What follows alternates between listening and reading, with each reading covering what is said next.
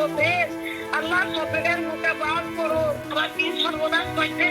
আমার মতো জানা দুনিয়া তার কারো না হয়, আমার শিশু বাচ্চা হওয়ার এতটুকু। পল্লিগ্রাম টিভির জনপ্রিয় অভিনেতা শফিক গ্রেপ্তার হয়েছে আজ প্রায় 9 থেকে 10 দিন হয়ে গেল।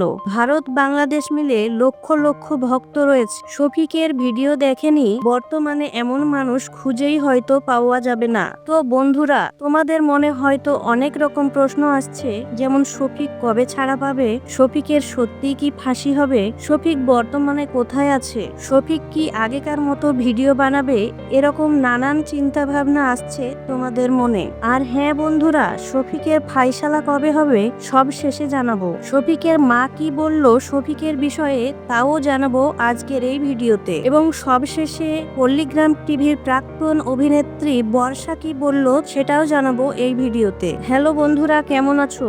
আশা করি সবাই ভালো আছো। তো বন্ধুরা, ভিডিওটি শেষ পর্যন্ত দেখো, সবকিছু জানতে পারবে। আর হ্যাঁ, আমাদের চ্যানেলে যদি নতুন হয়ে থাকো, ভিডিওটিতে লাইক দিয়ে চ্যানেলটি সাবস্ক্রাইব করে রাখো। তো বন্ধুরা, শফিকের ফাঁসি হয়নি। অনেক ভিডিওতে শোনা যাচ্ছে এই গুজবে কেউ কান দিও না। শফিক এখন পর্যন্ত পুলিশের হাতেই রয়েছে, তার মামলা এখন পর্যন্ত চলছে। এখন পর্যন্ত আদালত থেকে আইনি কোনো সিদ্ধান্ত দেয়নি। অনেক ইউটিউবার বলছে নাকি শফিক ছাড়া পেয়ে গেছে। এই সব মিথ্যে কথা। শফিক একটাই অপরাধ করেছে, অল্প বয়সে বিয়ে করেছে, এটাই অপরাধ। শফিক বিয়ে করার সময় শফিকের বাবা মা এবং মেয়েটির বাবা মা ছিল, এদেরও শাস্তি হওয়ার দরকার। তোমরা একটি কথা ভাবো যে শফিকের বয়স 18 হয়নি, মেয়েটার বয়সও 18 হয়নি, তারপরেও কেন তার বাবা মা বিয়ে দিল? তোমরাই বলো কে অপরাধী। আর হ্যাঁ, শফিকের বিয়ের সাথে যে যে জড়িত আছে